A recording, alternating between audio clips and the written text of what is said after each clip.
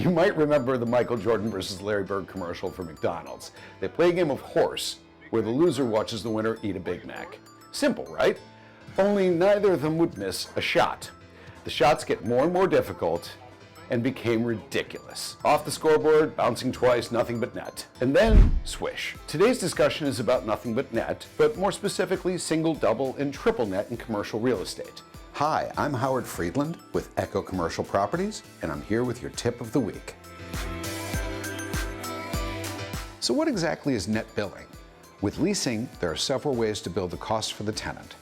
Let's focus on the three nets. Each has a certain number of benefits and risks to both the tenant and landlord. Single net's not very common. This is where the tenant pays for the property taxes, but insurance, maintenance, repairs, and utilities are the landlord's responsibility.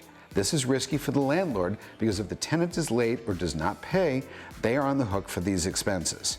Therefore, they're usually included in the rent payment. This leads us to double net, which is a more popular choice, especially in commercial real estate.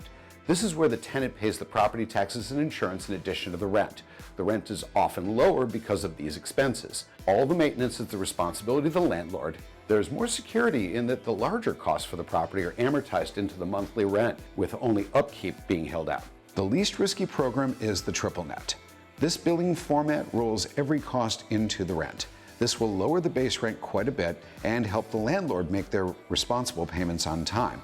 The benefit to the tenant is that with rent lower and the other costs as a pass-through level, they have more control over the long haul to control their overall rent costs. Obviously, the cost is that the tenant is responsible for paying all the other costs up front every month instead of having the landlord pay for them.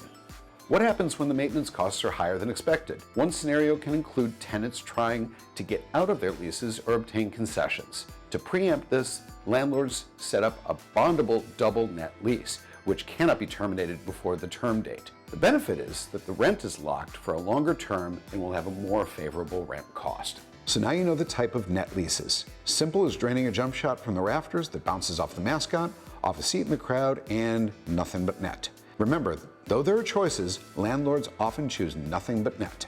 This has been Howard Freedland with your Echo Commercial Tip of the Week.